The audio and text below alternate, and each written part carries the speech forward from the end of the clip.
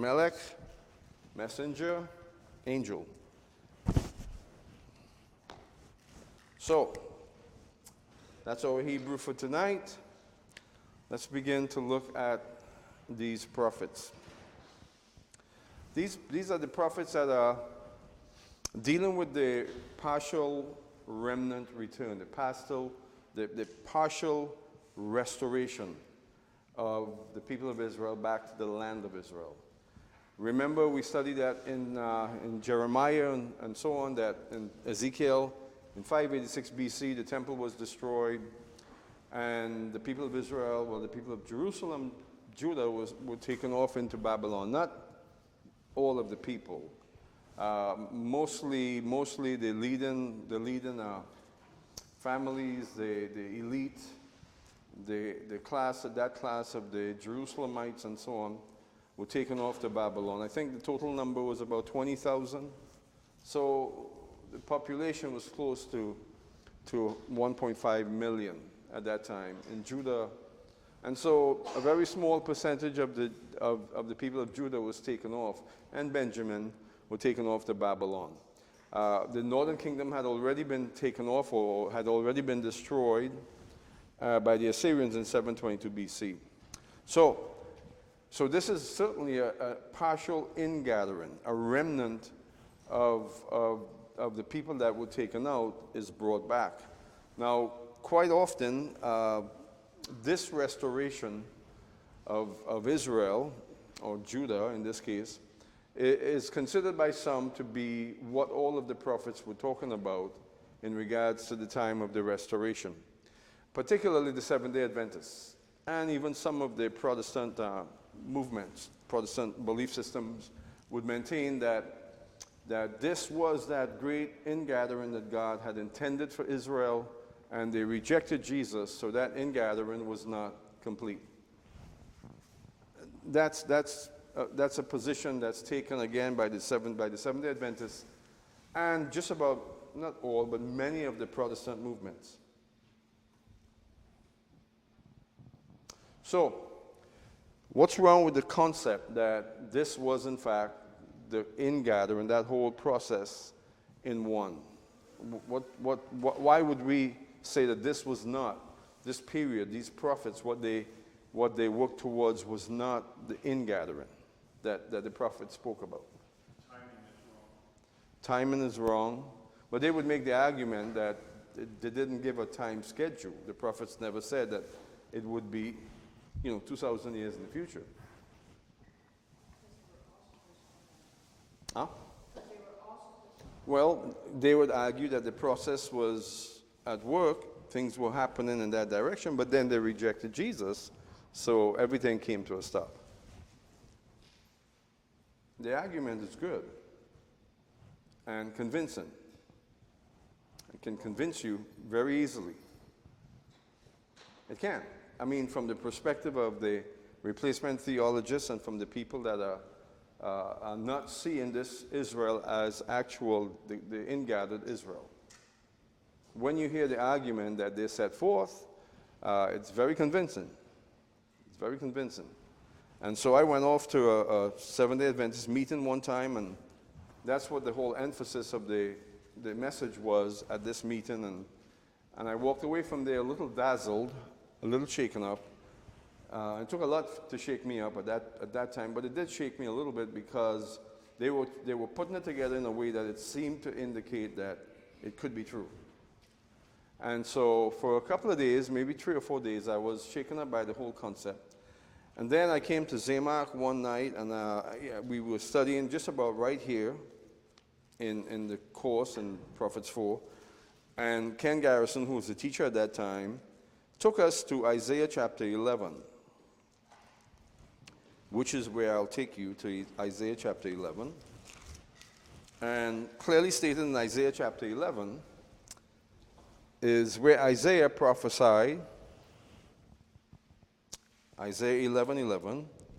Then it will happen on that day that the Lord will again recover the second time with his hand the remnant of his people who will remain in Assyria, Egypt, Patros, Cush, Elam, Shinar, Hamath, and from the islands of the sea.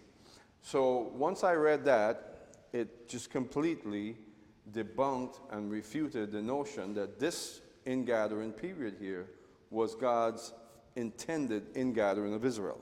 And Israel rejected God, and so he changed his mind. Even though the argument was strong, just one verse in Isaiah chapter 11 totally and completely refuted the whole notion, because it says it there quite clearly, right? God will again, the second time, restore his people.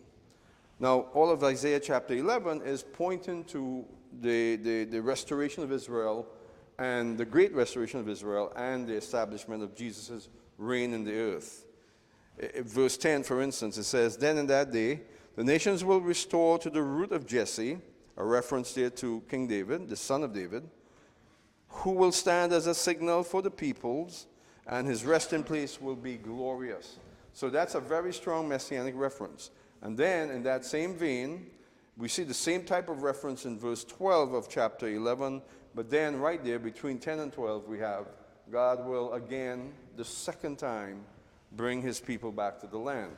So this part of the course, this course here, Prophets 4, is about that partial ingathering, that remnant. The partial ingathering is how I refer to it.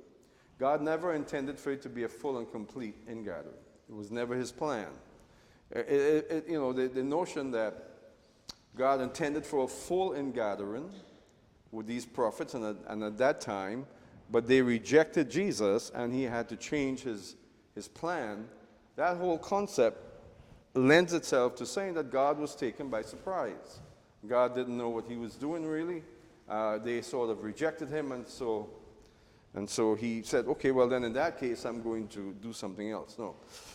It speaks to the reality, if you look at this the way it's presented in the Bible, it speaks to the reality that God knew exactly what he was doing, and he brought them back once. And you know, the Seventh-day Adventists are correct in one sense. This ingathering was for the first advent of Christ. And once that had happened, they would be dispersed again, with the intentions that God will bring them back a second time. Now, if you remember when we studied way back in Leviticus chapter 26, right?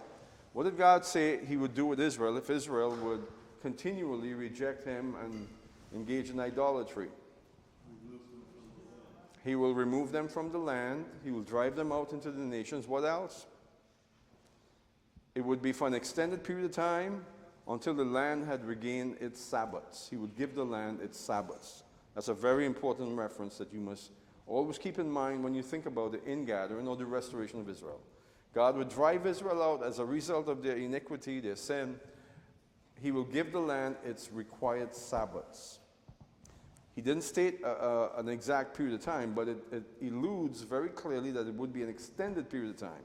It says there in the same chapter that Israel, in the meantime, while the land is receiving its Sabbaths or regaining its Sabbaths, its rest, that Israel will make amends for its sin while among the nations. And then when that process is complete, God will bring them back. Right, so you take that reality from Leviticus chapter 26, put it in its right context, and the whole concept of the Seventh-day Adventists and the most Protestant churches, by the way, who do in fact believe this, is completely set aside.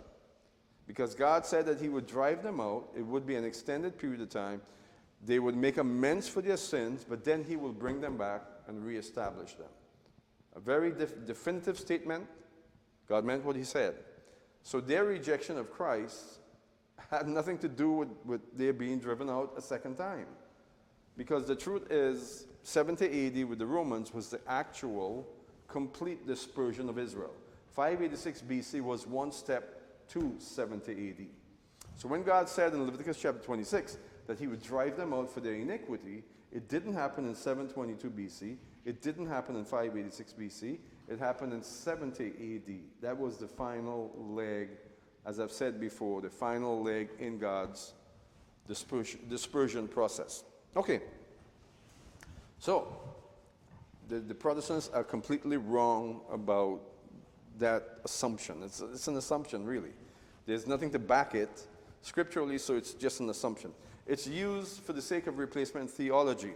In regards to Israel, I don't think there's a movement that's more replacement theology than the Seventh-day Adventists. Most of Christianity is replacement theologists. Most of them are. But the Seventh-day Adventists are perhaps the most ardent, the most committed of the replacement theologists. We had a Pesach dinner here one night, and there was a Seventh-day Adventist, and she made it a point to say to me at the end of the service that you do know that we, the Seventh-day Adventists, we are the new Israel. And she made it a point. She made it a point to say that to me, and I just kind of smiled and shook my head, and I said, "No, you're not." She left. So you see, so this is a very important emphasis, right? Because we have to get it firm in us that God will, in fact, complete the final process of the ingathering. And so this is a partial ingathering. We must take a hold of that. This period is also called, I refer to it sometimes as the intertestament period, the period between the testaments, right? So these are the final three prophets, and you also have the book of Ezra and Nehemiah and the book of Esther as well. But this is the intertestament period. This is the foundation for the introduction of what we call the New Testament. And these books are very important in that regard. So, who are the prophets that we're going to be looking at? Haggai. Zechariah. Right.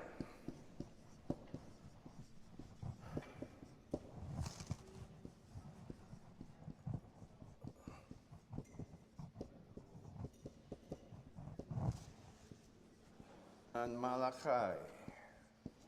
Make sure I spell that right. Malachi. These are the three prophets. We're also going to be looking at the book of Ezra and the book of Nehemiah and the book of Esther. Make sure. Nehemiah and the book of Esther.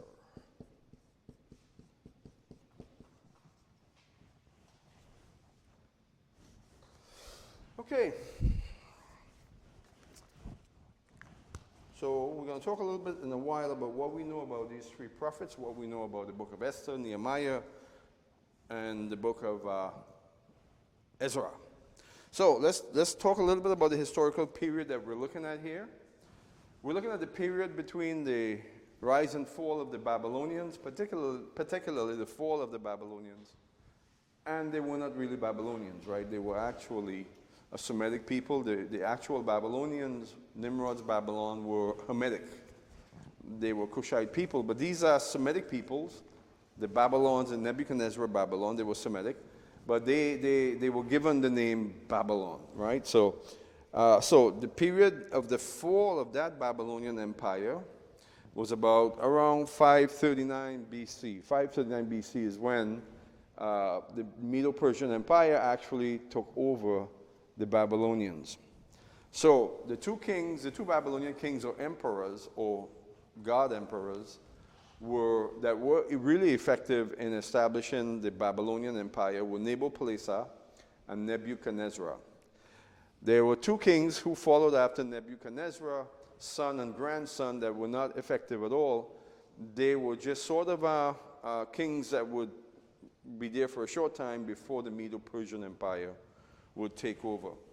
Now, who did the Babylonians secede? What kingdom did they secede or take over? The Assyrians. Right, the Assyrians. So you're talking about basically the Assyrians and the Babylonians were of the same people. They were all Semitic. The Assyrians were Assyrians. They were the people of the town, the area of Nineveh. They were Assyrians. They were Aramean, of course, but Semitic Arameans for sure. And then the Babylonians were more Akkadians, the southern part of the mid-southern part of the the Fertile Crescent. They were referred to as Akkadians, the people of Akkad. Akkad there comes from the town or the city of Uruk. Akkad meaning one. They were united at Uruk. And so the Akkadians, they were Semitics, but they were not in perfect unity with the Assyrians. Of course, eventually they clashed, but they were all Semitic people. Right? So tonight we're going to talk about the Medo-Persians and how the Medo-Persians are completely different than the Semitic Assyrians and the so-called Babylonians. We'll talk about that here in a little while. So, what do we know about the Babylonians in that sense? What do we know about the Babylonians? They were extremely aggressive in war.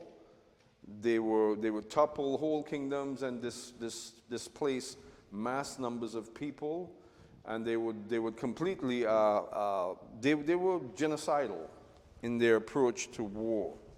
Where did they adapt that? Who did they adapt that from? Well, from the Assyrians. The Assyrians were the same way. They were genocidal in regards to dealing with surrounding peoples. They would regularly displace mass numbers of people, like they did with the northern kingdom of Israel and like they did also with Judah in the south. Right? So in some cases, when they conquered certain areas, to the extent that they were met with resistance, to that extent they would relocate the peoples. In other words, if they encountered a people or city-state that gave a good fight, didn't give up easily, they would totally wreck that city-state and relocate maybe all or most of the people of that city-state. This was the tactics of the Assyrians and the Babylonians. Now, the Assyrians and the Babylonians learned this from a former empire that existed before them. And that empire that existed before them were the Sumerians. And Nimrod's Babel. In other words, these Semitic peoples were not fighting in a way that they themselves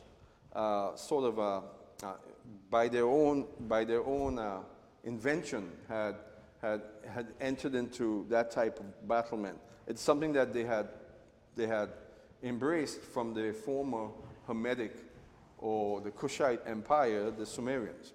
So now the Medo-Persians were Japhetic. They were not Semitic, and they were not Hamitic. They were Japhetic.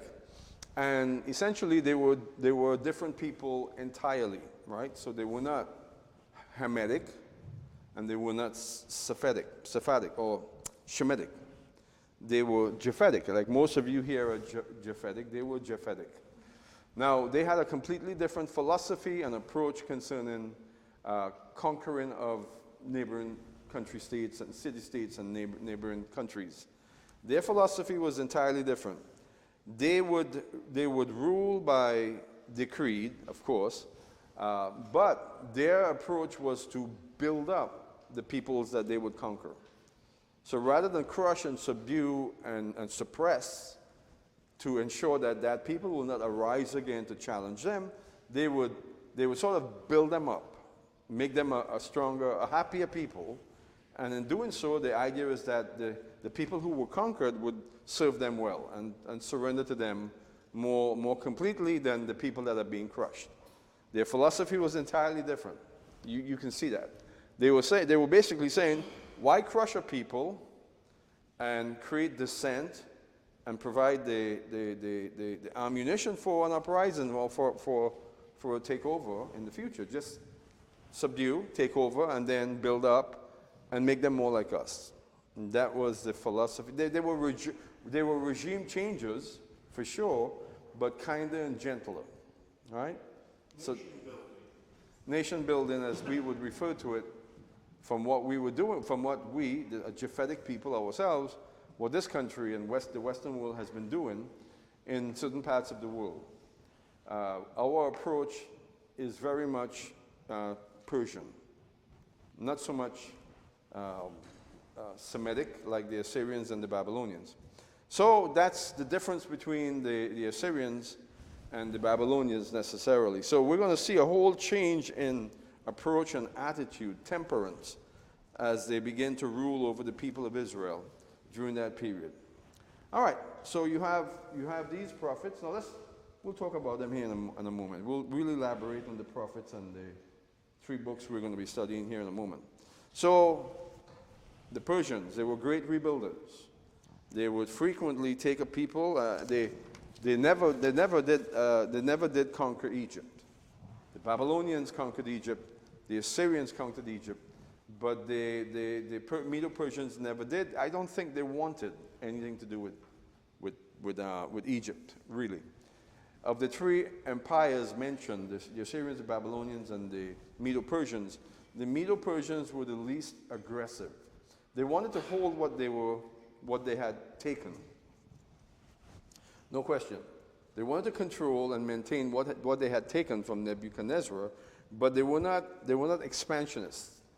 They ended up in a serious conflict with the Grecians because they were holding on to the territory that they had conquered from the Babylonians, which included today's Turkey, Greece, Eastern Turkey, Western Turkey, the Grecian areas. And for that reason, they ran into constant conflict with the Grecians, the Aegeans, and ultimately the Aegeans got a little bit sick and tired of their constant conflict, and the Aegeans crossed over and destroyed the Medo-Persians. Of course, we're talking about Alexander the Great. So, but it wasn't the policy of the Persians. Now, the Persians were capable warriors. They were when the time came to get on the battlefield, they were impressive. They would muster up massive armies, very impressive armies. And they struck a lot of fear and intimidation into the enemies when it came down to it, right? But whenever they would conquer an area, like I said, they would turn and their policy would be, again, kinder and gentler, a whole different approach to empire building. They were not looking to build too much anyway. So their attitude was, can we all just get along? We're going to club you over your head, but once we do that, you're going to get along with us, right? That's what you're going to do. And so that was kind of the approach of the Assyrians. And to be frank with you, our Western, like I said just now, our Western civilization is patented to a certain extent after the Medo-Persians. We're not much of the Babylonians or the Assyrians in that sense. The Chinese you can compare, or the Chinese are not that way. Certainly, Nazi Germany were like the Assyrians and the Babylonians. By the way, Hitler and the Nazis emulated the Babylonians. They emulated the Babylonians, and that's in their writings, that they looked at Babylon as their pattern for world conquest. And the Nazis were all hyped up about understanding, learning more about the ancient Babylonians, Babel, and all that the Babylonians did. All right, so let's talk about now the Second Temple. So these prophets, Haggai, Zechariah, and Malachi, they ministered to Israel. Their ministry was centered around certain factors that we'll talk about here. But one of the main factors were, in fact, to rebuild and reestablish temple life in Jerusalem.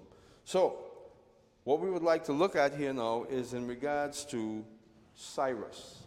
So, let's read in Isaiah concerning Cyrus. Who was Cyrus?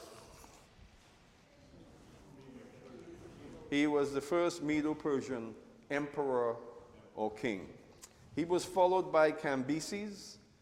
Cambyses was put in a position where he had to engage the Grecians a couple of times, and he fared fairly well. The Grecians were certainly carrying large biceps, but he championed over the Grecians. Cambyses did.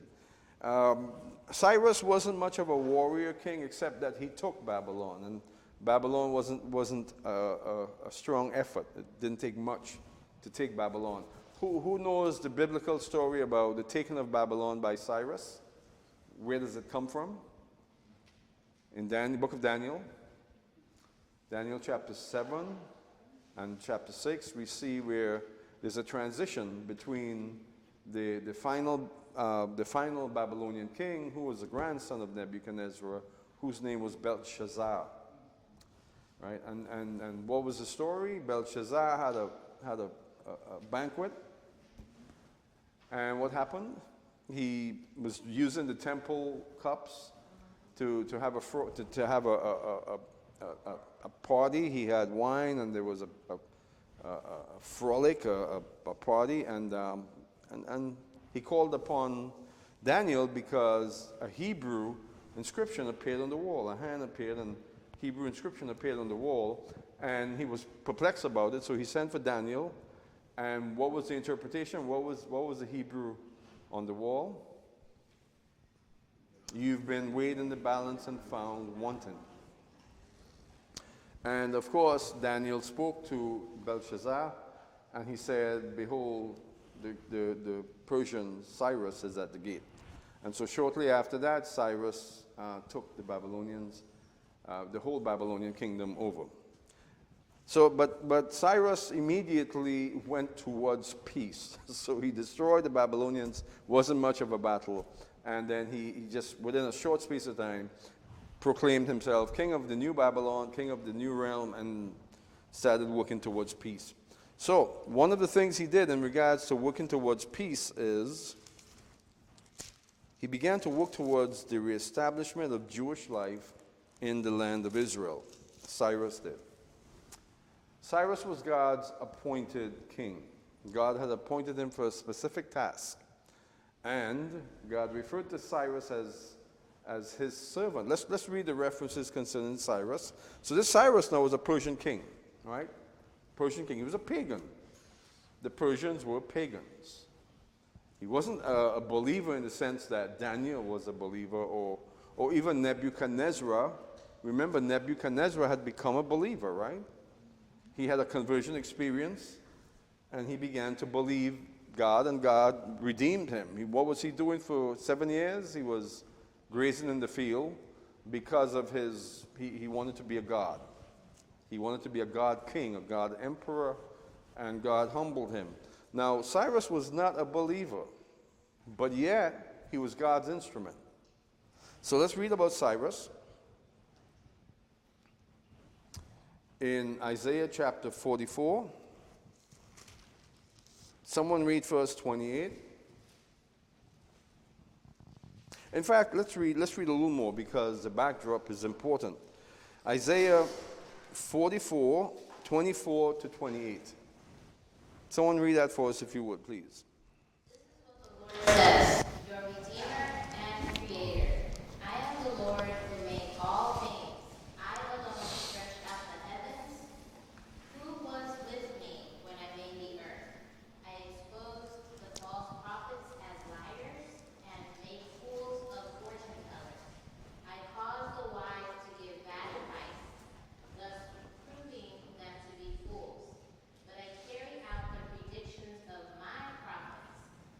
By them I say to Jerusalem, people will live here again. And to the towns of Judah, you will be rebuilt. I will restore all your ruins. When I speak to the rivers and say, dry up, they will be dry. When I say of Cyrus, he is my shepherd, he will command, rebuild Jerusalem. He will say, restore the temple. So, wow, God made some pretty declarative statements. Verse 24 to 27. He's making statements in regards to his sovereignty, and that he is the God that speaks through his prophets. And he made a reference here to false prophets, those who would prophesy falsely. Now, all of that is leading up to the statement concerning Cyrus. That Cyrus, he is my shepherd. And really, I think God's making all those statements there concerning Cyrus because I don't think Israel would have believed him. So he said, he made a declarative statement, I am the Lord, right? What did he say? I, the Lord, am maker of all things, stretching out the heavens for by myself, spreading out the earth all alone. He is declaring his power, his sovereignty. And I am going to choose a heathen. In other words, I'm going to choose a pagan king that will do my work for me. He will be my shepherd. So again, it would have taken a lot for Israel to see and understand and believe this. I venture to say that it took a while for Israel to accept that this pagan king was in fact going to be used by God to rebuild Jerusalem. And that's why the prophecy is so vivid. Because God didn't want them to reject this king. And then also in 45, chapter 45, 1 and 2. Someone read that for us if you would. This is what the Lord says to Cyrus, his anointed one, whose right hand he will empower. Before him, mighty kings will be paralyzed with fear. Their fortress gates will be opened, never to shut again. This is what the Lord says. I will go before you, Cyrus, and level the mountains. I will smash down gates of bronze and cut through bars of iron. Yep. Okay, let's read a little more. Just go read it. Let's study a little bit about Cyrus. All the things that God said that he would do for Cyrus. Continue reading if you would, please. 3 to 7. It's all good. And I will give you treasures hidden in the darkness, secret riches. I will do this so you may know that I am the Lord, the God of Israel, the one who calls you by name. And why have I called you for this work? Why did I call you by name when you did not know me? It is for the sake of Jacob my servant, Israel my chosen one. I am the Lord, there is no other God. I have equipped you for battle. Though you don't even know me, so all the world from east to west will know there is no other God. All I right. am the Lord, and there is no other. I create the light and make the darkness. I send good times and bad times. I, the Lord, am the one who does these things. Pretty profound, right? Pretty profound. Very, very impactful words by the prophet Isaiah. Now, there's a movement within Judaism that says that this prophecy concerning Isaiah, by Isaiah concerning Cyrus, must have been given after the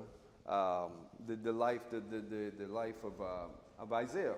In other words, Isaiah died, and their speculation is that he had a school of prophets who took up his ministry and continued to prophesy for 200 or 300 years. And this part of Isaiah is certainly taken from that period. In other words, they don't want to believe that the prophet could have been this accurate. Which is amazing, right? When you read the full extent of what God said, either you believe that Isaiah spoke for God or he didn't. So the Jewish thought that this was certainly done after the fact omits or ignores God's very statements of his sovereignty, statements of his supremacy as God, right? You see, so I've had a discussion with a rabbi about this, and I just couldn't understand why he would say that such a thing was the case. Anyway, I argued with him. I said, no, if you're telling me that Isaiah chapter 1 to 39 were all done by Isaiah, but 40 to 66 was done by a school of prophets following Isaiah, you're saying that everything before Isaiah 39, prophetically, Isaiah was anointed for that aspect. He was anointed for those prophecies, but he couldn't have been possibly anointed for prophecies beyond that time. So why would that be the case? And so it's a foolish argument. So I dismiss that completely. This was Isaiah. Isaiah spoke on behalf of God concerning this great King Cyrus. The reason God, again, is being so emphatic, so clear that this is his sovereignty is because Israel would not easily accept a pagan king to be such a servant of God. But he was. Now, Cyrus dutifully and very obediently carried out his purpose. What do you think would have happened if Cyrus got a crazy notion and went against God's direction? What would have happened? God would have. But here's the truth. God did not, because his word was to be completed in Cyrus. Cyrus is mentioned by name. In other words, had Cyrus determined to do something apart from God's will, God would have brought him right back on track because of his word. Because he's directly mentioned in the word. So, other rulers would come along, other leaders will come along, and if they choose to do things on their own esteem, God will let them because their names are not in the word. You follow me? In the case with Cyrus, God was very careful to bring Cyrus to complete fulfillment of his purpose for him. So, what did Cyrus do? What was the essence of his accomplishment. Cyrus decreed that the temple in Jerusalem would be rebuilt and that life in Israel would again thrive and that there would be Jewish life once again in the land of Israel. That was his decree, that the temple would be rebuilt. And this is in fact in alignment with the prophet Jeremiah, who talked about 70 years following the destruction of the temple, God would return favor to Israel, to Jacob, which is exactly what happened. 70 years later, even though Cyrus decreed that the temple should be rebuilt, it was 70 years when the rebuilding of the temple began, the second temple. All right, so God fulfilled his word perfectly with Cyrus. And again, I maintain that God was very deliberate and careful to do this because he mentioned him by name. All right, so let's talk a little bit about that second temple. Some things that we should know about the second temple. The second temple, first of all, did not house the glory of God. The glory of God was absent. Now, why would that be? The temple was built on the same exact spot, all right? About 4 or 5 years ago, there was a movement of people in the Hebraic root movement,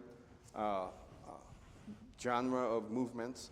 There was a movement, a belief system that the temple was actually not located where the Temple Mount is, all right? That it was located across from the Kidron Valley, further south from the temple, from the David's castle, and that's where the temple was. Totally a different location from the Temple Mount.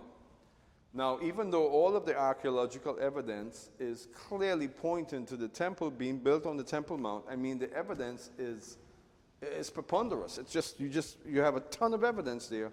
They wanted to put the temple in the Kidron Valley. I'm grateful that whole movement is coming to an end. These people are also flat earthers at the same time, so I'm really glad that whole movement of moving the temple to another spot has died. Now, what was behind that movement? Effectively, they wanted to appease the Muslims because the idea was that the Dome of the Rock is located where historically the temple was, right? That's where not the Dome of the Rock is. The Alaska Mosque is further away, but the Dome of the Rock, which is not a mosque, is exactly where the temple was located. That's what everyone believes. And there's evidence for that. But this movement was trying to appease that Muslim sentiment that you can't remove the Dome of the Rock. And so it was okay then to build the temple across from the Kidron Valley. So this movement was really a distraction for the Jewish people to somehow believe that it was okay to build the temple on another spot. Right? And so that was sort of what Satan was trying to do with that movement. I'm glad that movement has failed. Now, I said that to say this. It is very important that the temple be placed on the exact spot that God decreed it, or God declared that the temple should be built. God made that declaration to King David, right? The angel of the Lord stood there with the sword drawn out, and he pointed to the threshing floor of Ornan the Jebusite. And on that spot, God determined that that's where the temple would be built. So that spot is important. Beyond that, we would believe that that's Mount Moriah. That's where the tree of life. I would maintain that that's where the tree of life was located. So the spot is very important. The location is very important. Now, when it came to rebuilding that temple, to build the second temple, it was important that they had chosen the right spot. And it wouldn't have been difficult to discover what spot that was, right? Why would it not have been difficult to discover the place? Because the ruins were located exactly where the Babylonians had placed it. Wherever they destroyed, it was right there. Plus, you're dealing with people whose parents and even as children, they actually saw the temple in some cases. Right? Even during the time of the occupation and the dispersion, there were regular pilgrimages, from Persia, Babylon to Jerusalem. So most of the people who came back to build the temple were making pilgrimages there, and interacting with the Jerusalemites who were not removed, who would have told them for sure that this is the spot of the temple. So there was no confusion about where the temple was located. So Zerubbabel, who was the builder, and Nehemiah was also a builder as well, they rebuilt the temple on the exact spot. But the glory of God was not there. Why was the glory of God not in that second temple?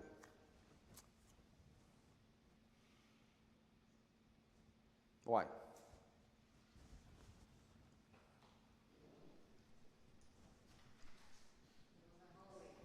It wasn't holy, correct. Remember what happened in Ezekiel? Okay? God removed his glory, right? That was a whole class. We looked at the entire class. God removed his glory. Ichabod, the glory of God has departed. And God was very careful and deliberate to illustrate how he did it, step by step, right? Remember that. So the glory of God departed from that first temple and was not present in the second temple. What did the glory of God or the manifestation of God's glory indicate? That God was there. All right? Remember, I think we read this not too long ago, and certainly when we studied in Exodus, we read this, that God said in Exodus chapter 29, he said, that he would consecrate the temple by his presence.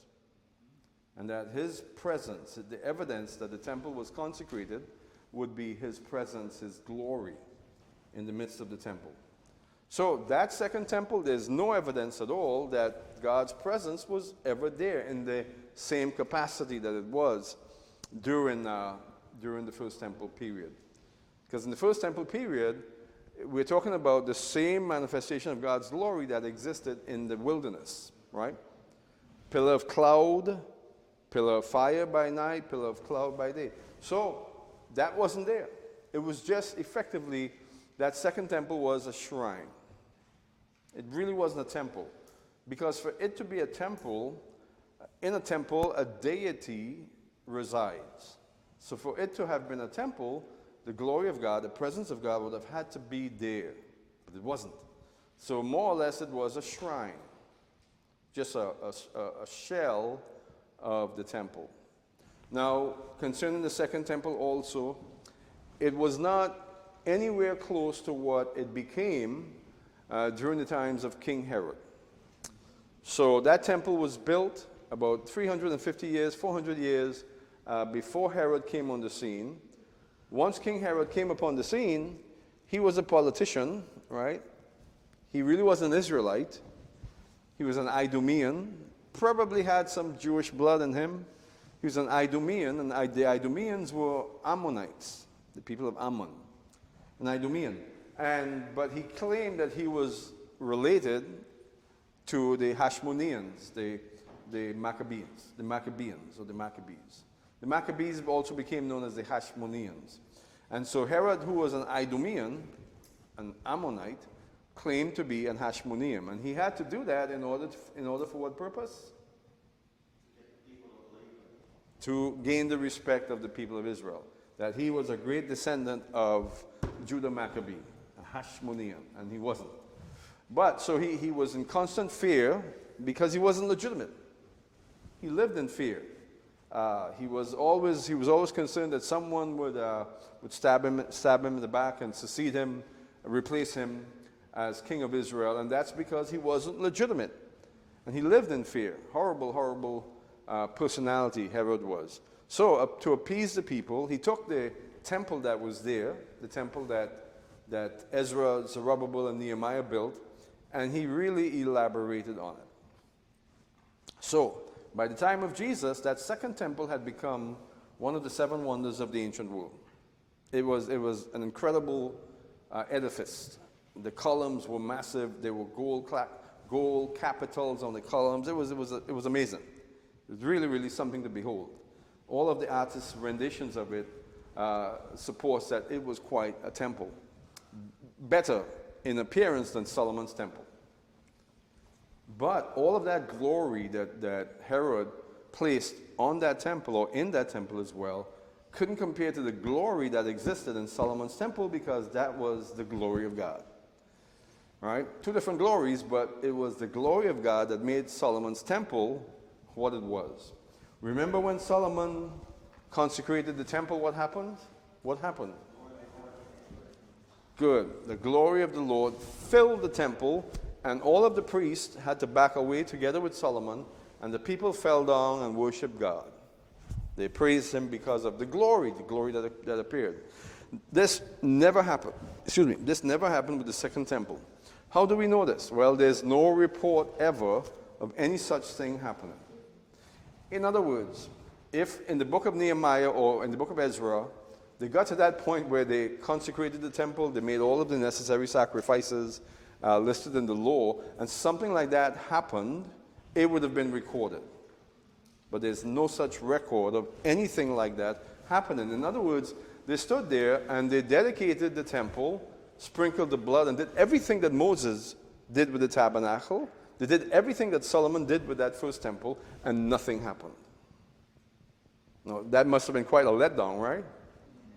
Because they're standing there, they're consecrating this temple, and they're believing as soon as they sprinkle that final blood on the temple, this wonderful thing's going to happen. We have the record of it in the wilderness with Solomon's temple, but nothing happened.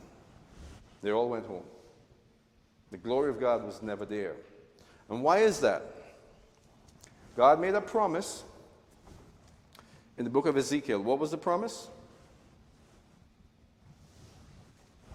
We saw him in Ezekiel removing the glory of God from the temple, but he made a promise to Ezekiel. Ezekiel chapter 43, what did God promise? That the glory would return even more powerfully than the first time. The glory would literally return in the way it left. It will come to the Mount of Olives. It would traverse over the Kidron Valley. It will enter into the gates, and the glory of God will take its place on the throne of God. That never happened, because God promised it for a future time. Right? And we studied this when we talked about this months ago, that this will happen, and it will happen with us. We will be the glory of God that returns with Yeshua. So that second temple was just an edifice. It really wasn't even a temple. What else do we know about the second temple? It was very crudely built. You can get on the internet and look at what Ezra's and Zerubbabel, Nehemiah's temple was like. It was nothing like Solomon's temple. Again, it was something that they just threw together. They just put it together. Even though Nehemiah was a builder and Zerubbabel was also crafty in building, they certainly didn't put together something even close to what Solomon had. You can say that. You can say that. Neither was Herod, but he built a really nice looking temple. So the point of that is to say that Zerubbabel, Nehemiah, and Ezra, they were in a hurry to do something. They wanted to get the temple built quickly. They were pressing for it.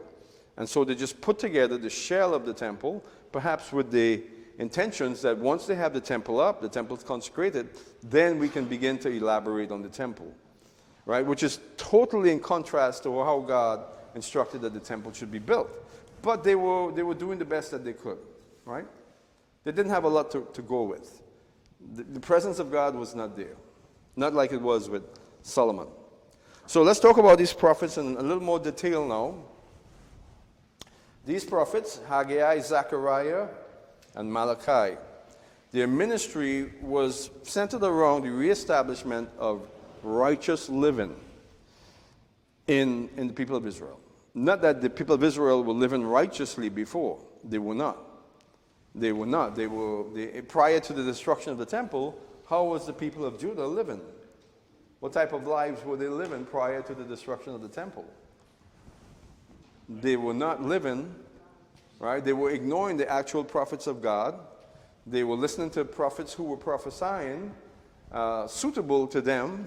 What were the other prophets saying? Remember Jeremiah, right? So what were the false prophets saying before the temple was destroyed?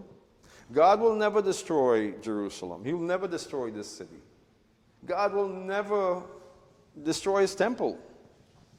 That's foolishness. What is Jeremiah talking about? We're God's nation. God will never allow the Babylonians to come and destroy our city. And this was the tone of the prophets, the false prophets, right? Jeremiah, on the other hand, was saying what? God's judgment is upon you. Surrender to it. Don't resist it. Don't listen to the false prophets. Jeremiah would say, they're leading you astray. Listen to the prophets of God and believe that God is preparing to judge this city. Judgment begins in the house of the Lord. And Jeremiah's position was, it's done. God's going to wreck this city. He's going to destroy the temple. And so that was not a very favorable message, but that was God's message to Jerusalem at the time.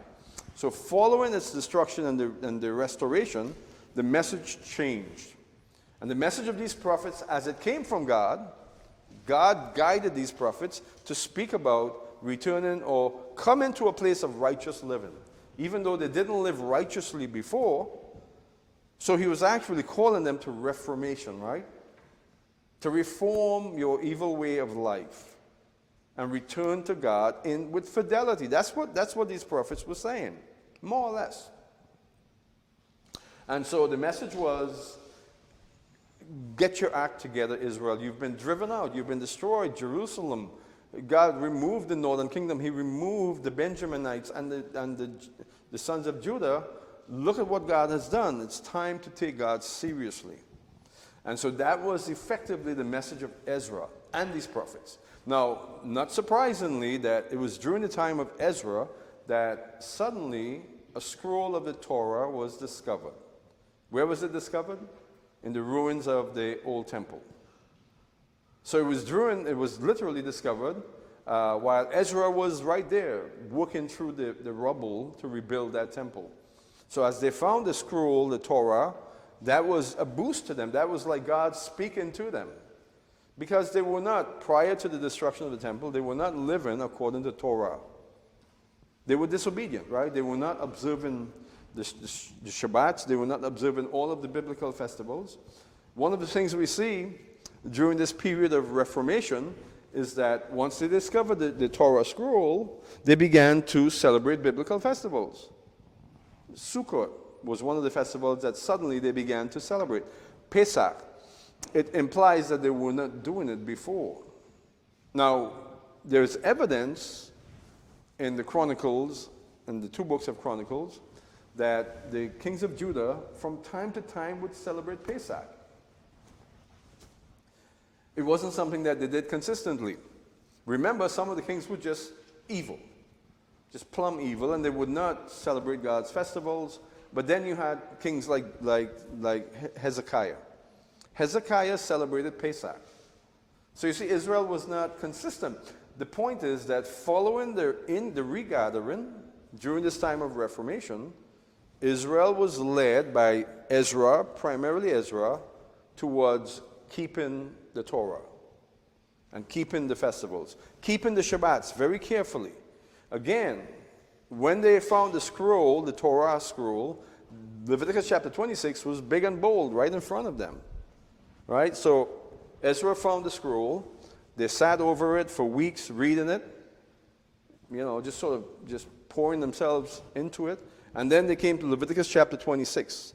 And they said, wow, we never knew that this was here. Look at what Moses said on behalf of God. And it just shook them. So Ezra was a great reformer because he was also a great teacher. You have to teach to be a reformer, right? Because he took a whole different perspective concerning obedience, fidelity to God's word, and upholding the customs that are in the Torah. And so Ezra was this incredible reformer. So the message of the prophets supports the efforts of Ezra. Nehemiah was a builder, Zerubbabel also was a builder, but Ezra was the true reformer. And the message of the prophets supported that of the work of Ezra.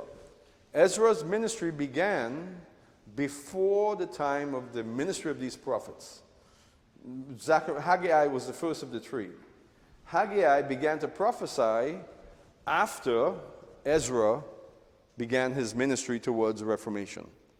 So these three prophets came along to support what Ezra had began to implement. And their messages were centered around righteous living, the need for the rebuilding of the temple, and in the case with Malachi, the fidelity of the priesthood. That the priests, the Kohanim, must be faithful to God and must be true to God. That wasn't always the case. During the time of Malachi, the priests were not committed. They were half-hearted about their ministry. Right? And so the message of these prophets, again, focused on the fidelity of the priesthood, the necessity for the priests to be functioning as priests. Yes? So Ezra was the one who established like this Parsha schedule, because before that, were they not on this, like, reading the Parshas and stuff like that? Well, Ezra began to implement Reformation. As time went along, it was refined more clearly, more concisely, and by the first century, you had the Torah portions, you had temples, or not temples, but shuls, synagogues in every city, in some cases, multiple synagogues, and all of that was as a result of the work of Ezra. Okay? So Ezra's approach was, you have Jewish communities in Spain and Portugal, you have Jewish communities in Babylon, in North Africa. We have to reach out to them. We have to begin to implement Torah learning in those communities. How do we do it? So they established the shul, which is basically a learning center. And with every shul is also a synagogue, a place where they would come to pray and worship. So, in other words, yes, Ezra was almost single-handedly, the followers of Ezra built more clearly the reality of Torah portions being read every week, synagogue life, learning centers. So again, Ezra was this incredible reformer. Well, he initiated that, yes, but as the school of Ezra continued after his life, it was developed more and more clearly where the Pharisees were followers of Ezra. All right, so the Pharisaic system was very much established by Ezra, where you would have men in positions of leadership over communities. Right, so he invented the concept of a rabbi and a synagogue, holding Jewish communities together. Remember, there were Jewish communities spread throughout the ancient world. At that time, Spain and Portugal, the Iberian Peninsula, was dotted with Jewish communities. In Babylon, North Africa, all the way to modern-day Morocco. Jewish communities everywhere. So Ezra's effort was to pull together an effort that Torah would be presented in every community. That every community will have a copy of the Torah. And that's why when you go to a synagogue, there's the Ark, and in the Ark you have the Torah. That was established by Ezra. The whole reality of scribes, the whole institution of scribes. Jesus addressed the scribes and the Pharisees. They were corrupt at his time. But the scribes, the institution of the scribes, was established by Ezra. Ezra's approach was, we found the Torah, here it is, now we need to copy the Torah over and over and over and over. And the ministry of the scribe was a very meticulous, very careful one. The scribe had to be very deliberate. Every jot and every tittle, in the words of Jesus. Every vowel, there wasn't vowels, but like every yod had to be exactly right, and everything had to be perfectly placed because they were copying the word of God. That was the perspective of Ezra. And so the ministry of the scribes was a very important ministry. And scribes were trained for their entire lives. And the training of the scribes were quite involved. So scribes were trained by the hundreds. Rabbis were trained by the thousands. And that really is the birth of the Pharisaic movement. Now, we tend to look at the Pharisees as, they're just sinners like the Baptists. Baptists are no less sinners than the Pentecostals, actually. But we tend to look at the Pharisees and say, well, the Pharisees, they're just, they're wicked. They're wicked. Jesus rebuked them. And he certainly did. But keep in mind that Jesus was a Pharisee. He was a Baptist in that sense. He was a Pharisee. And what was he doing whenever he rebuked the Pharisees? You read Matthew chapter 23. I mean, he really laid into them. You brood of vipers, you whitewashed sepulchres.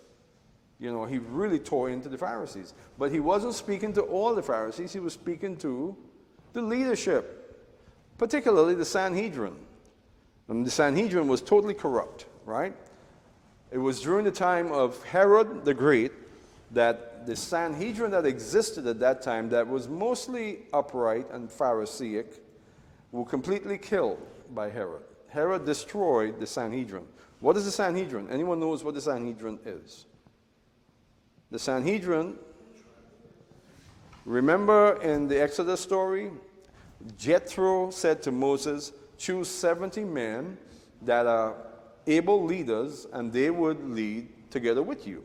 So that's the Sanhedrin. The word Sanhedrin there comes from the Hebrew word 70.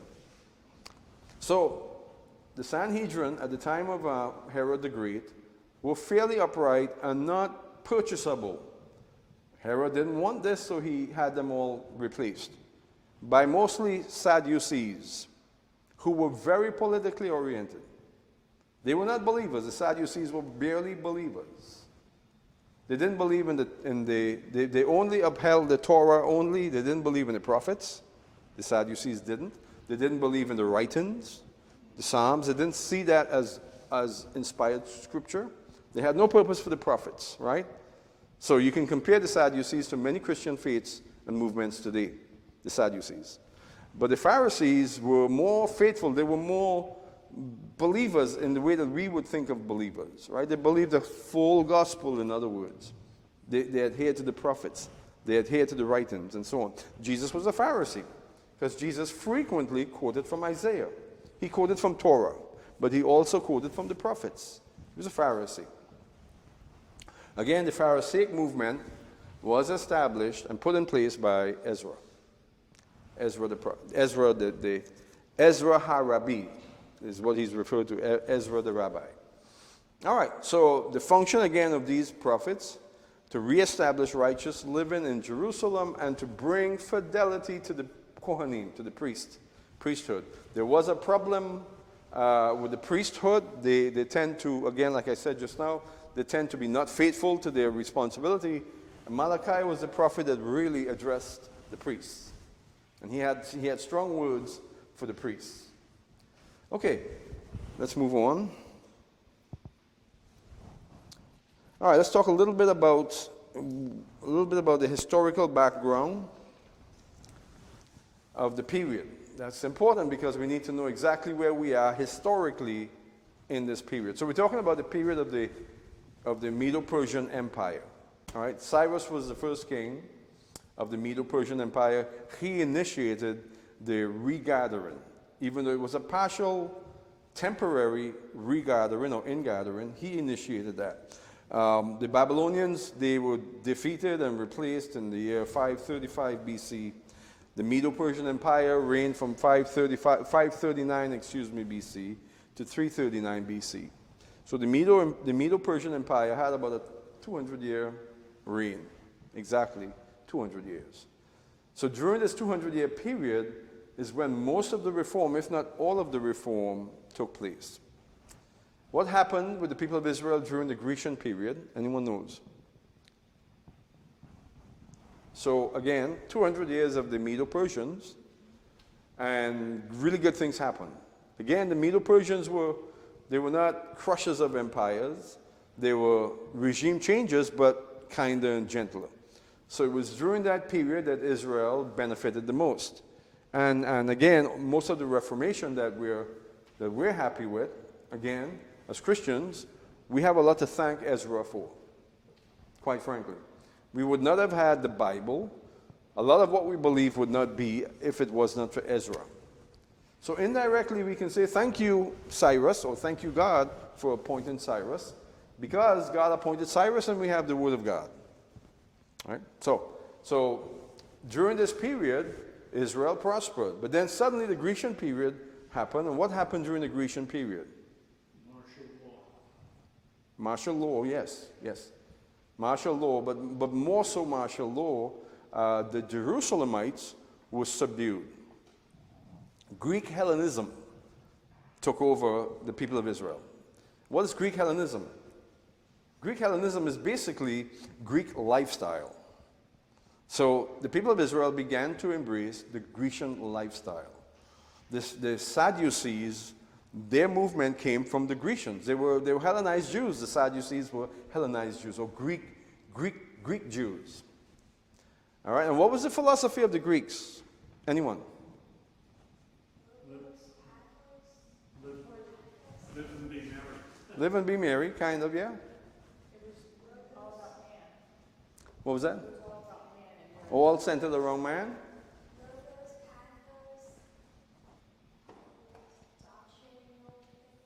Mm-hmm. So, yeah, correct. And she spoke in Greek.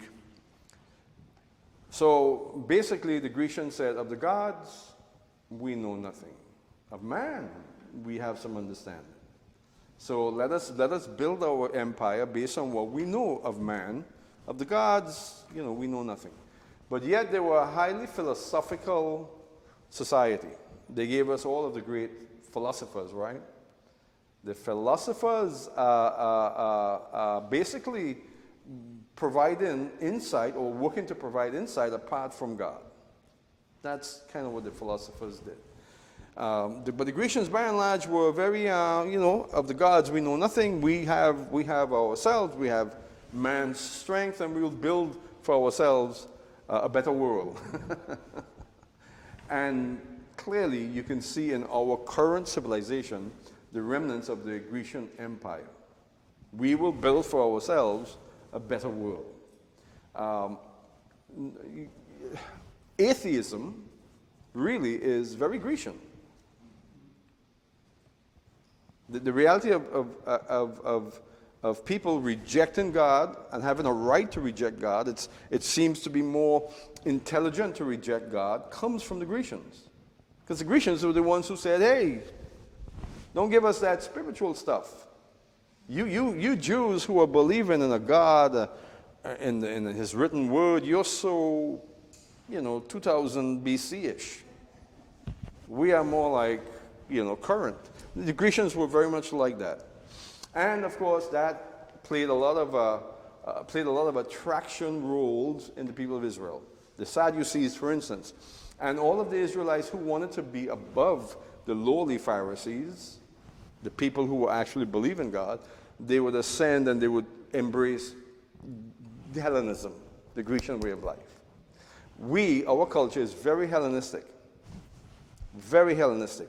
What you get in your universities is Greek Hellenism, more or less. So how many of you have sent your children out to university? You paid a lot of money to Hellenize your children. Because that's what you get at your universities. Greek Hellenism. I hate to tell you, but that's unfortunately the truth. So, this period, of course, was very critical as it relates to the Medo-Persians. We tend to not look at the Medo-Persians as incredibly important, but they were. They had a special role in regards to preparing Israel for the coming of Messiah. The Grecians were very heavy-handed on Israel. Right? What happened after Alexander? Alexander initially was kind to Israel. There's a story concerning Alexander that on his way into Egypt, when he conquered Egypt, after he conquered Tyre, where's Tyre? Tyre is over here, where modern-day Lebanon is, Zidon, Tyre. You heard of the Zidonian woman, right? Zidon, Tyre. So Alexander came down and he conquered Tyre. On his way to take Egypt, he stopped into Jerusalem to see what was going on. In other words, do I need to take the city? And the high priest, and I can't remember his name right now, but the high priest at the time greeted Alexander and blessed him.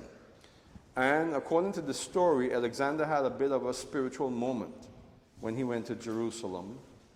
And he received the blessing of the high priest, and then he went into Egypt and conquered Egypt. That's the story. Now, we know that Alexander made his way back to the Eastern Campaign, where he became a god figure. He became worshipped as a god, and then he, shortly after that, died. Right?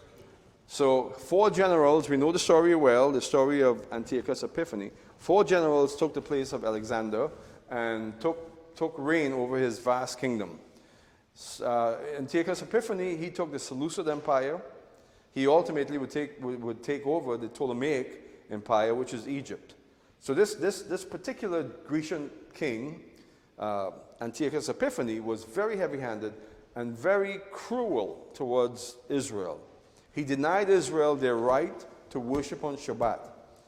So here you have the implementation of Ezra's Reformation, all right? It's in full swing.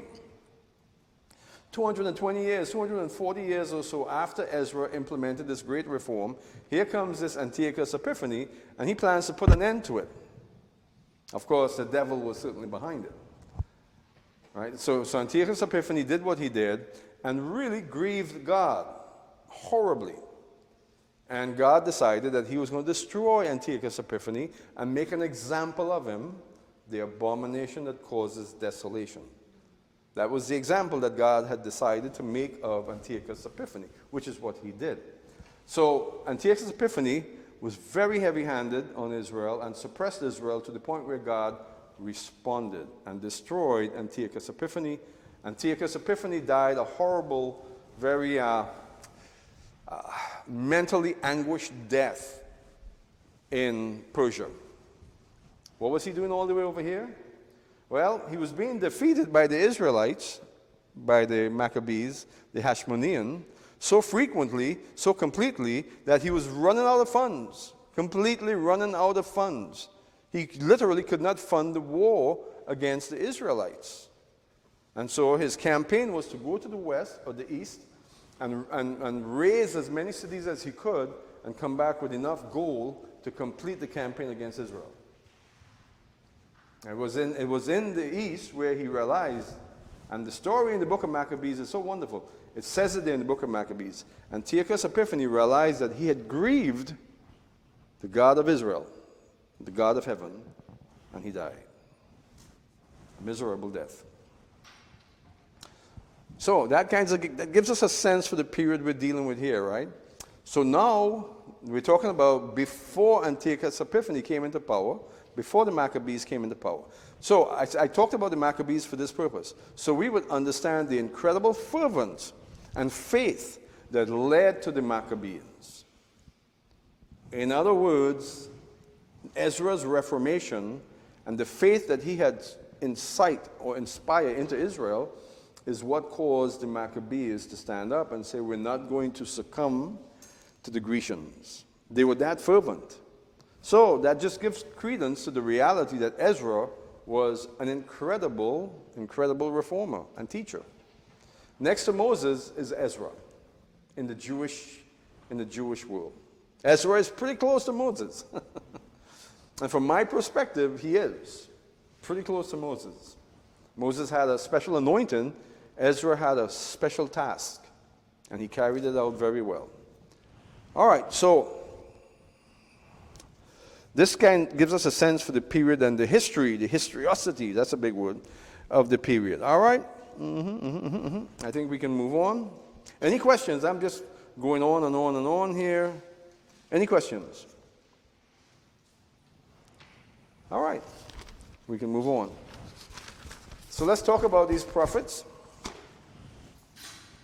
First prophet we'll talk about is Haggai.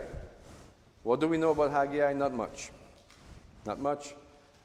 We know that he was the first of the 3 prophets, that he began to minister as a prophet before Zechariah, about 25 years before Zechariah, from all that I can see on my timeline. So he was possibly a returnee from Babylon or from Persia. In other words, he was probably taken out as a child from Jerusalem and returned as an adult, or maybe he was even born in the diaspora. We don't know. But we believe that he was initially from the diaspora. He came back from the diaspora and began to minister as a prophet. He was not a Cohen. Some of the prophets were priests. Like, what prophets we can think of as being priests? Zechariah, Jeremiah, and also Ezekiel. So we see here that those very important prophets, Jeremiah and Ezekiel, they were actually Kohanim. They were not just Kohanim, they were Zedokite Kohens, or Kohanim. You know what the importance of the Zedokite priesthood is? Anyone knows? Zadok, who was Zadok?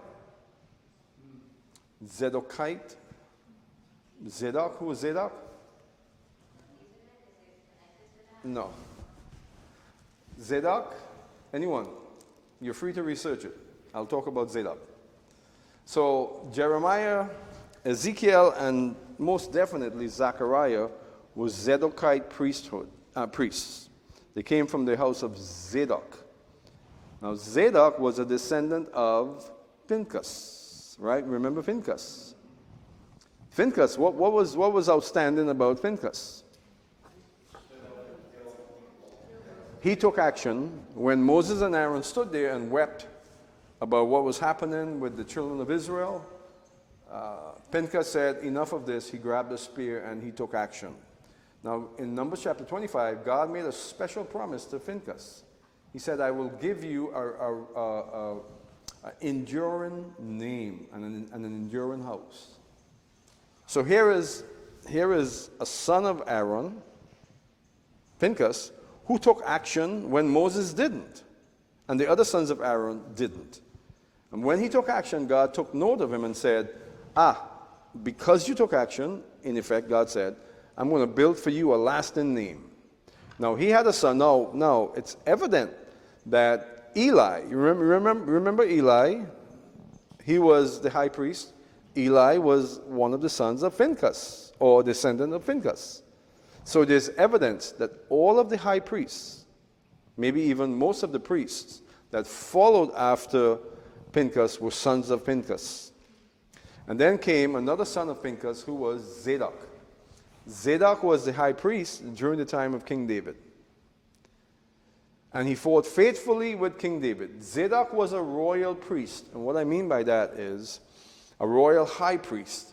He wasn't just a royal priest. He was a royal high priest, Zadok was, because he served with the king. He was the first high priest to reign alongside a sovereign king in Israel, who was King David. So Zadok was a type of the royal priest. You see, the priesthood according to the order of Melchizedek, the righteous king. So Zadok was a very important priest. And Zadok proved himself before God. He was faithful to King David. And God said to Zadok, because you were faithful to King David when everyone else abandoned him, I'm going to make you an everlasting name. That's what God said to Zadok. As a result, all of the Kohanim that came following King David was Zedekites, sons of Zadok, sons of Phinehas. So it all goes back to Phinehas and what Phinehas did when he took action. But it also goes back to Zadok, who was a type of the royal priest, a messianic figure for sure. And all of his sons would become high priests and priests. So Jeremiah was a son of Zadok, and so was Ezekiel, so was Zechariah. All right? So that's important to understand. So Haggai, on the other hand, was not a Zedokite priest. He was just an Israelite, probably came from an important family, because if he came back from the diaspora, if he was a returnee from the diaspora, he was more than likely a very important Jerusalemite. What was his message specifically? Specifically, his message was the rebuilding of the temple. Haggai put a lot of his emphasis on the importance of the rebuilding of the temple. Other than that, we don't know much about him. His writings are not as complete as involved as Zechariah's writing. He was not a visionary prophet. Haggai was not a visionary prophet. He didn't prophesy very much in regards to visions he had. What do we know about Zechariah? He was a visionary prophet. Most of his prophecy came from visions he had, constantly. And just about every chapter, about every other chapter, he had a vision. Right? You can say it because he had a vision in chapter 1, chapter 3, chapter 4, chapter 5. He had visions. And based on his visions, he would prophesy. Not all of the prophets ministered that way. We can compare Zechariah to John, the book of Revelation, right? John constantly prophesied based on his visions. So did Ezekiel. Jeremiah, to a certain extent, not as much as Ezekiel. Isaiah, nowhere near as much as Zechariah. So you have three visionary prophets: Jeremiah, to a lesser extent, Ezekiel, and Zechariah. As it turns out, these three prophets that were visionary prophets, they were all Zadokite priests. So maybe there's something there to that. I don't know. Perhaps. I got the impression when I was studying for this tonight that God had a special place for the Zadokite priests. And we'll see this when we study in Zechariah chapter 6, where he spoke about Yehoshua, who was, and he mentions very clearly that Yehoshua was a high priest according to the Zadokite order. Very specific. That Yeshua, the high priest, he has the same name as Jesus. You know, Jesus' name is not Jesus. I look at the series, The Chosen. You've seen The Chosen, right? I look at it. I'm waiting for them to introduce season 2 right now because it's interesting. I like to see what they do with movies or series like that. They do a lot of biblical movies that I find interesting. I'm disappointed in many of them, actually. The one production that I'm not disappointed in was made back in 1978, which is the Jesus movie. Remember the Jesus movie, right? Yeah, originally it was done exactly according to the book of Luke. It was verbatim, verse by verse, the book of Luke. It was done in Hebrew. And then it was done also in English, right? So the Jesus movie is, in my opinion, the most accurate, the most acceptable from my perspective, because it's verbatim, the book of Luke. You can't go wrong with that, right? And the actor and the scenes that are being played out in the Jesus movie is exactly out of the whole narrative of the book of Luke. Can't go wrong with that. What the producers of The Chosen did was they had a lot of freedom to introduce ideas and narratives and storylines that are completely outside of the Bible narrative, completely outside of it. But the thing that I find interesting about The Chosen is that, to a certain extent, they deal with more accuracy in terms of culture, in terms of the culture at the time and the settings and everything. It's more accurate than the Jesus movie back in the 1978. For instance, the character that they chose for Jesus looks very Jewish. More Jewish than the guy who did it in the Jesus movie, right? Who played Jesus in the Jesus movie. What about the other Jesus movie? Where the guy with long blonde hair and blue eyes. I can't even remember the name of that movie. Regardless. So in The Chosen, they use Hebrew words, right? Like Shabbat, and they use Hebrew phrases. But then when it came to the point where Jesus had to reveal his name, they asked him his name, he said, "I am Jesus of Nazareth." Now that was very unfortunate. They missed a lot in bypassing his actual name, because there was so much there that you can glean from. Instead of Jesus, which means nothing, the name Jesus, what does it mean? Yehoshua or Yeshua means a lot more. Yeshua means salvation from God. So they could have, if they were interested in manipulating the story as they did, they could have done a lot with that reality and introduced him as Yeshua instead of Jesus, because that could have done a lot. Because the name Yeshua literally means God will provide salvation. They totally missed it. So as far as I'm concerned, if I was producing that movie, I would have ensured that when his name was asked, he would have said, in Hebrew perhaps, Ani Yeshua, HaNazareth, HaNatzrim. Ani Yeshua Natzrim. He would have said it the way he said it. I am Yeshua of the Nazareth, Yeshua the Nazarene, the Nazareth, Natsur. But they lost their opportunity, right? So the point is, what's the point? Who knows? Joshua, or Yeshua, the high priest, at the time of Zechariah, his name was relevant. His name was very relevant, because when we study this, we'll see that God said very clearly that Yehoshua, or Yeshua, the high priest, is a symbol of the branch. Who's the branch? Or the Tzemach. When God said to Zechariah, tell Joshua and his friends that Joshua the high priest, put a crown on his head. He's the high priest. Put a crown on his head, because he is a symbol of Tzemach, the Tzemach, the branch. Right? So it's right there in Zechariah chapter 6. We will look at it. So you see, it's important that you stay with the context and just how important the name Yeshua is. Because in Zechariah chapter 6, God made it so perfectly clear that the name Yeshua is important. And it's related to the Messiah, the branch, the Tzemach. So I often think to myself, if someone were to put 10 billion in my hand or something, what would I do with $10 billion? Make a movie. Exactly.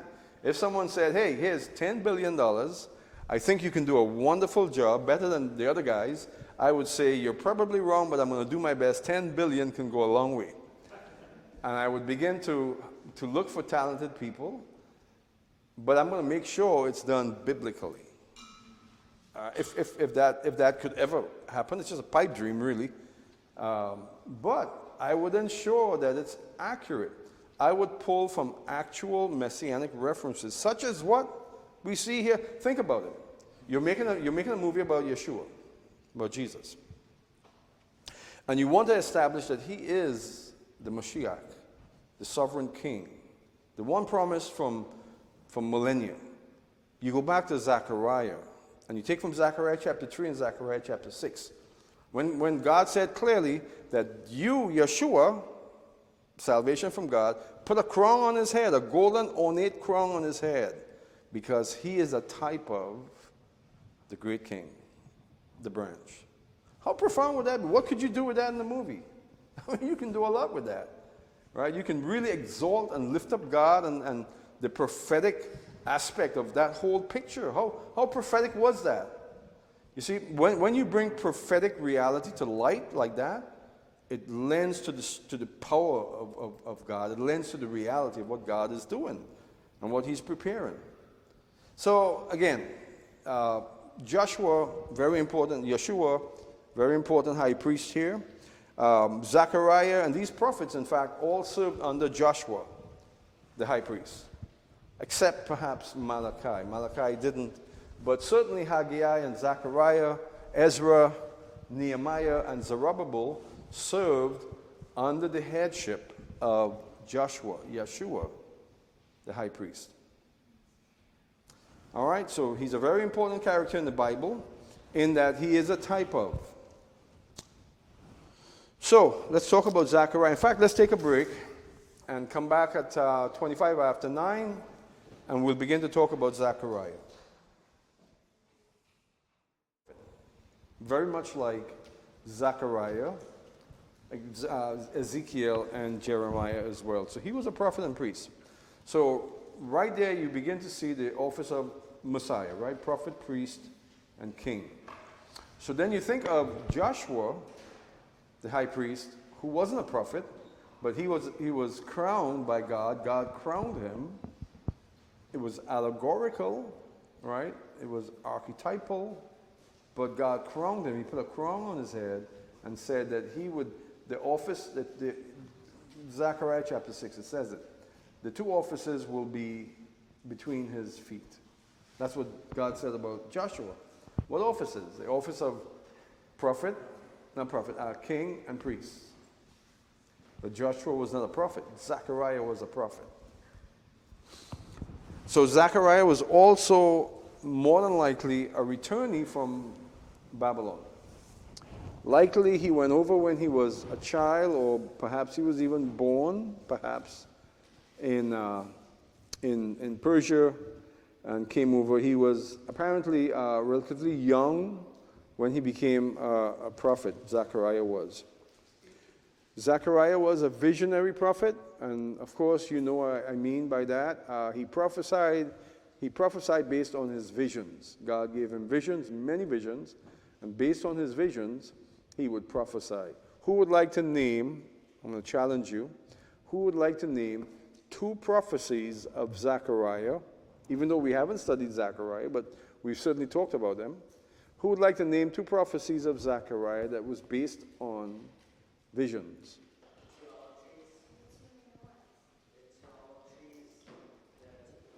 Very good. The menorah and the two olive trees, and you were thinking about what he said. So when we studied in Revelation 17, the harlot, Babylon, mother of harlots, we went to Zechariah and we used a certain vision that Zechariah had. We looked at a certain vision. What vision was that? The woman in the ephod.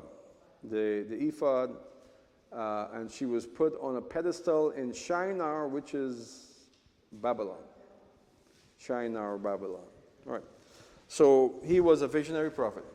He served, Zechariah did, under Yehoshua, the high priest. Yehoshua was the high priest. At that time, the high priest was sort of the grand poupon. You know, he was the guy. He was the guy with the authority. Even Ezra would have been under his authority. The high priest was that important. Rightly so. Rightly so. During the time of the kings, the king would be right up there with the high priest in terms of authority, in terms of relevancy. But the high priest was always very important. It goes all the way back to the office of Messiah with Moses and Aaron, right? So the high priest was always a very, very important character in the Jewish life, in the Jewish existence. Today you don't have high priests, right? There's no temple, so if there's no temple, you don't have a high priest. But within the Jewish population today, you have people with the names Cohen, right? How many dentists do you know with the last name Cohen? There's a bunch. How many people you know with the last name Levi? Levi, right? I wear a lot of Levi jeans. Well, he was a Cohen. He was a priest, the guy. So they're descendants of Aaron. So throughout the diaspora meaning the Jewish diaspora, the Kohanim continued to hold on to their relevancy, to their importance.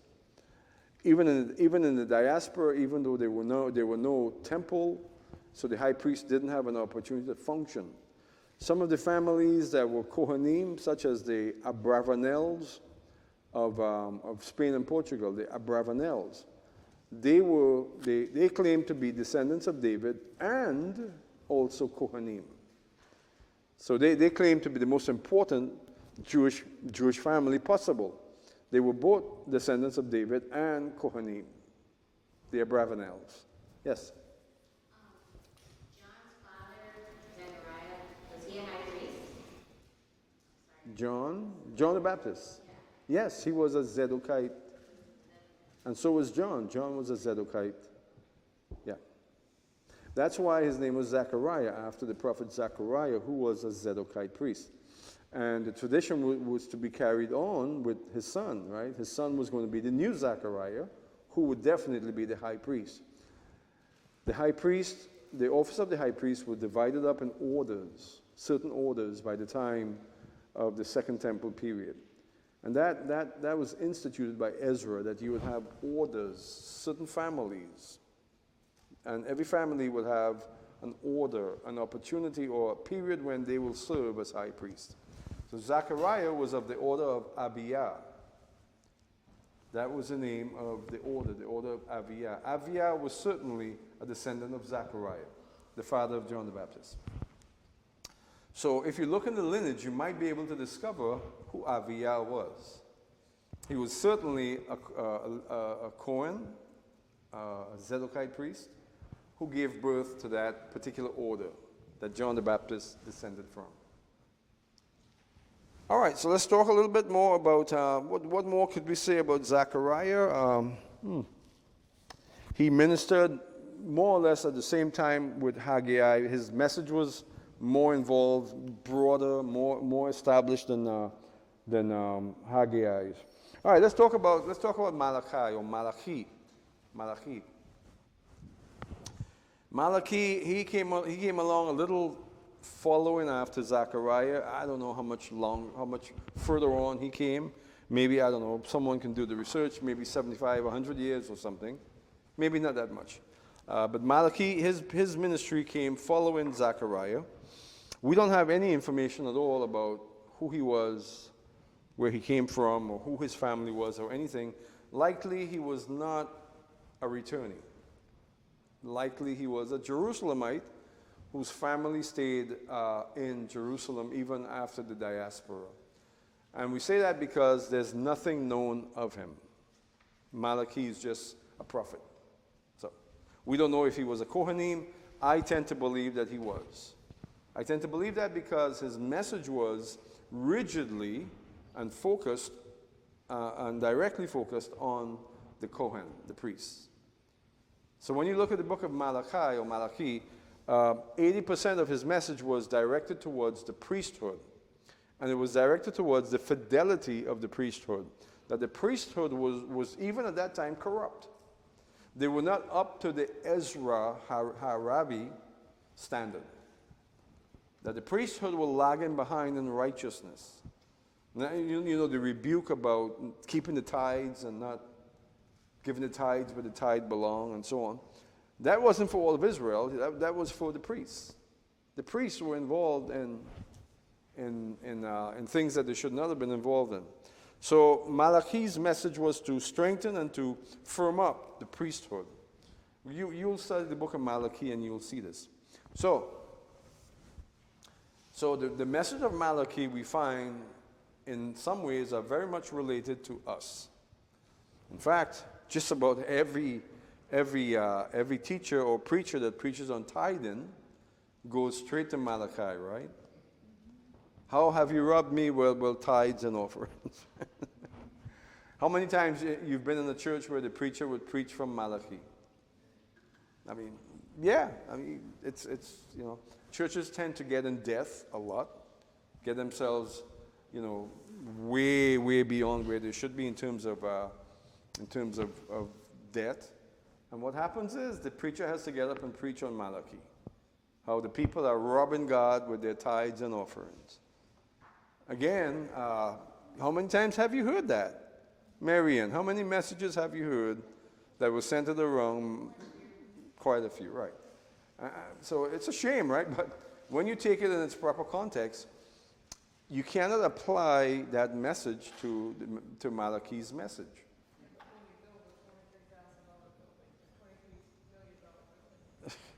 Exactly. So churches get themselves in deep water, and then suddenly the preacher is committed to get up there and bang the pulpit, condemn the people about not tithing, not giving enough. You need to give above your tithe, and so on and so on and so on. I just praise God that I've never had to do that. Yes. For all things are service. Yeah.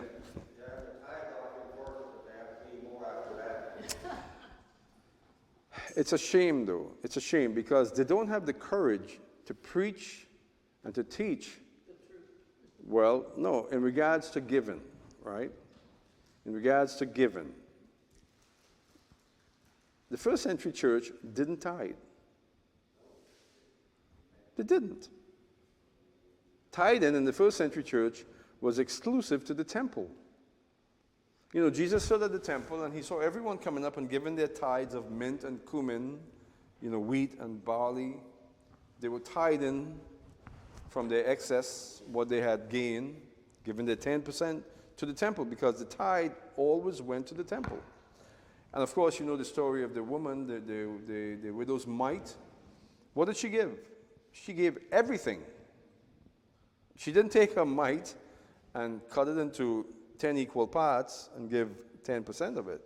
She gave everything she had. She just dumped everything into the coffer. And Jesus said, my disciples, take a note here. Look at what just happened. Everyone is given because of their abundance, their 10%. But this widow gave more than everyone else, even though she only gave a mite. She gave everything she had. And Jesus himself said that. So then the first century church came into existence, and they had to give up everything. Now, not many preachers have the courage to say what I just said. Because you really would infuriate your people. If you get up and say, hey, the first century church, who we should be like, those people gave everything they had. They sold all of their possessions and lumped it into one bank and said, this is for the church.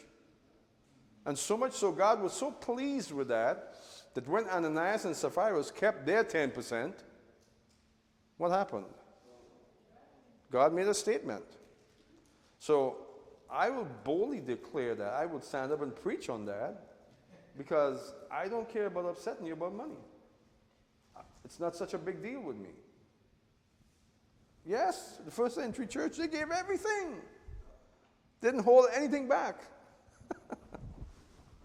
So I don't have much in terms of cash. I've got 2 houses. I can liquidate them. If it comes down to it, I would. Liquidate them completely for the sake of the kingdom. Continue to live hand by mouth. I don't have cash. Not a lot. I have some, but what I have, I give. I give more than 10%. I give. I give to church, I give to other places. My tithe is between me and God. And sometimes I give more than the tithe here, sometimes I give less than the tithe, but I give more than the tithe in other places. You see, because God wants all. That's a tough message. Could you imagine at your local Baptist or your local evangelical church, your non-denominational church, pastor gets up one morning, he has a note on his desk from the board of elders that says, 12 times a year you must teach on tithing. Here I go again. It's October the 6th. I've got to do my 10th message on tithing. I've got to install my 10th message on tithing. It's October 26th. And he sits there and he's frustrated.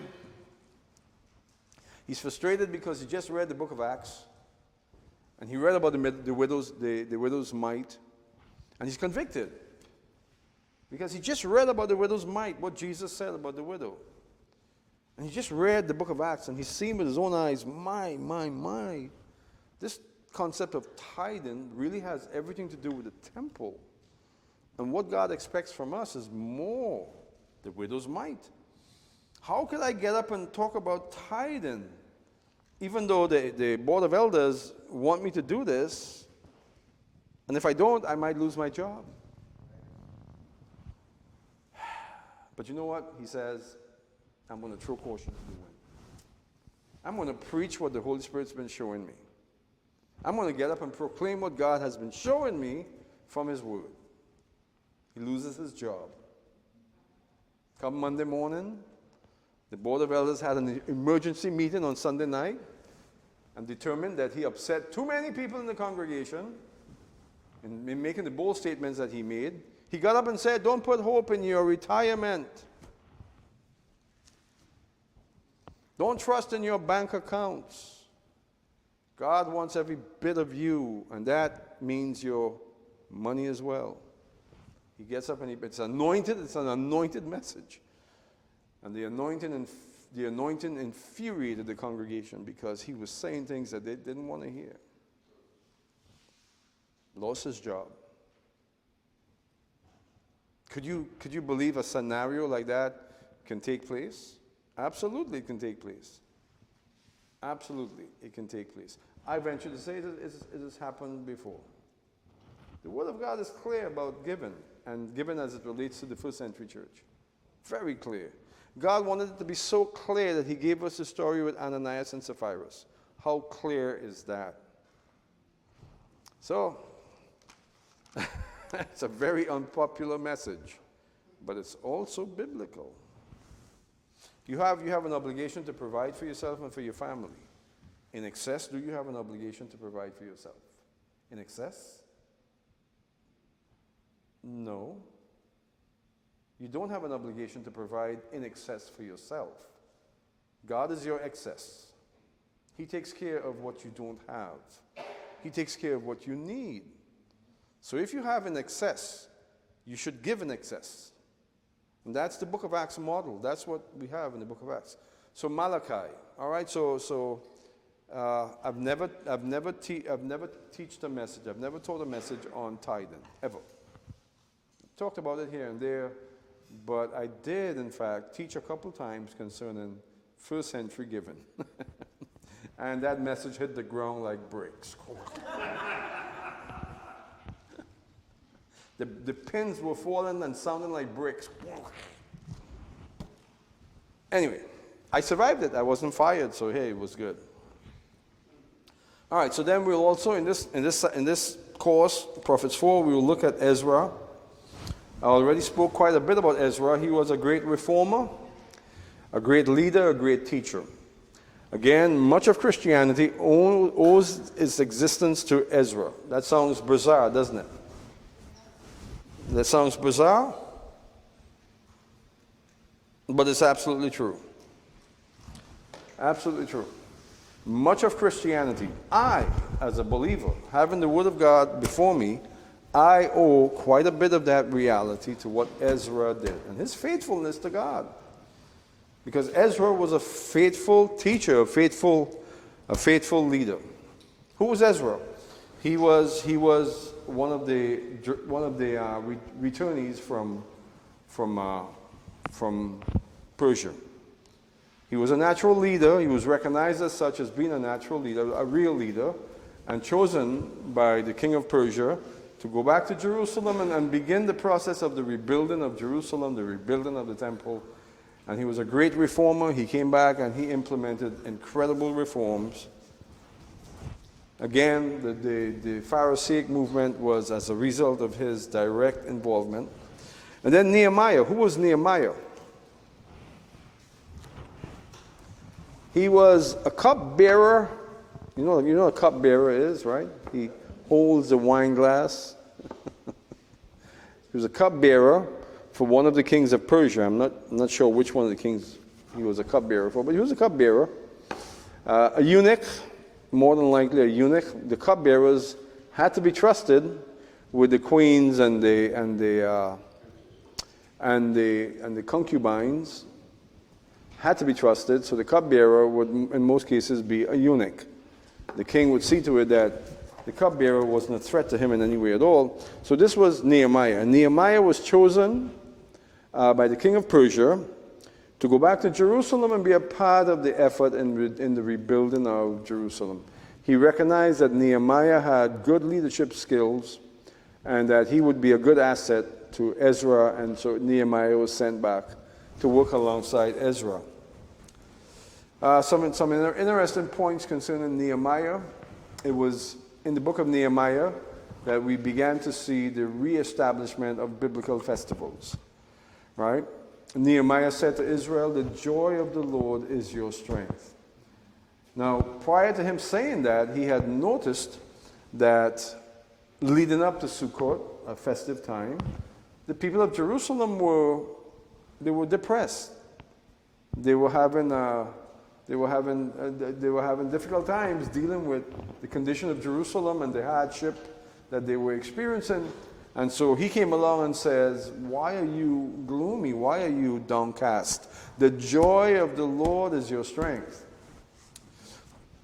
In other words, if you take joy in God, you will have the strength to overcome. Nehemiah was the builder, right? He was one of the builders who built on the wall of Jerusalem. And if you remember the story, what was notable about the story? He instructed the men that were building to carry weapons with them. So they had a sword in one hand and a trowel in the other hand. Now that's Nehemiah, right? So let me say something about the ancient Israelites. They were capable warriors. We don't think of the Jewish people like that in common terms.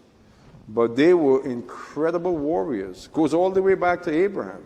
Abraham was an outstanding general. He had an army, 500 men. And he did incredible things. When he defeated the 4 kings of Mesopotamia, it was quite a feat. One of those kings was titled King of Nations, who was Nimrod. Another name for Nimrod was Title. He became known as Title, King of the Nations, Nimrod. One of the kings that Abraham slayed was Nimrod. He was at the end of his life. He was older, but still, it was Nimrod. So Abraham was a capable warrior. He and his men killed the entire army that Nimrod and the other kings brought with them, destroyed them all, descended on them by night. So what does that tell us? He was a crafty general, engaged in what we might call guerrilla warfare. But that type of warfare was normal. It was normative to conduct yourself like that in the ancient world. Very rarely in the ancient world you would have 2 armies that will stand against each other. That would happen with the larger nations. But mercenary type warfare is what the Israelis were known for. Think about Gideon and what Gideon did. But it was God that led Gideon to do what he did. God instructed Gideon specifically, go by night. Stand on the mountaintop, blow the shofar, and break the lanterns. Only 300 of them, right? And what was the size of the army? The Midianites and the Amalekites that were in the valley of Megiddo, they had covered the entire valley. A massive army, like a mat. And Gideon and 300 men by night caused this entire army to turn against themselves and destroy themselves. They were capable warriors. And so you think of Nehemiah, he's a eunuch, he's a cupbearer, but he was a warrior. He's a warrior. If you've ever met anyone in the IDF or any Israeli who's been a part of the Israeli army, it's not like meeting a Marine here or someone in the army here. You know that there's something different about this person. You can tell their hardness. You can just by interacting with them, you just know that this guy, he's a warrior. I've met many of them. I have a cousin, whose name is Nimrod, who's in the military over there. He's in the military. He's actually in Mossad. And when I met him, he's much younger than me, but when I met him, I had an instant respect for him, as if he was by far my elder, literally, because he carried that air to him that said, this guy, even though he's 15 years younger than you, he's not someone to mess with. Israelis are capable warriors, always have been capable warriors. And when put in the right set of circumstances, they would defeat most armies. That's why Israel is considered to be one of the leading armies of the world, apart from the fact that God fights for them. Right? God has fought for them from the very beginning. It was God who instructed Abraham to do what he did with the Mesopotamian kings. I know some Israelis now who were in the military, who served in the military, but they're not in the military now. They're gardeners, they work outdoors and so on. And these are tough people. I mean, just tough people. Mountain goats. One guy I know, his name is Boaz. Guy's shorter than me, much smaller than me, but he is a mountain goat. I mean, this guy skips on the side of the mountain with a bag of cement and over one shoulder and a stone in the other hand. That's the type of, and he just skips around. He's older than me. They're tough people. They're really, really tough people. And when I think of Nehemiah, I think of people like Boaz. Just hardened. You shake his hand, it's like shaking a piece of sandpaper. You know, just tough people. You know, the Israelis are called sabras. You know that? They're called sabras. You know what a sabra is? No? You know what a cactus fruit is? A cactus fruit? You ever tried picking a cactus fruit? No. Why not? Because it's got very, very fine spikes, very fine spikes that will penetrate into your pores, into your skin like that. And you'll take 3 or 4 days trying to get them out. Microscopic, can't get them out. Literally, you'll take a shower, you'll scrub to get the spikes, the things out of your hands, but it won't go. Never tried to pick a sabra. It's called a sabra in Israel. The fruit is called a sabra. Never tried to pick a sabra right off of the tree unless you know what you're doing. Take a piece of cloth or something. Well, Israelis are called sabra because of that. Very tough to handle. But once you get to the inside, you have the sweetness of the sabra. And that's an Israeli. That is an Israeli. When I met my cousin Stephen in 2003, he was born in Trinidad. He realized that the family history was Jewish, and he left Trinidad when he was 17, went to Israel, immediately fought in the Six-Day War, fought in the other wars. He fought all the way up to Lebanon. His name was Stephen Gomes, or Gomes in Portuguese.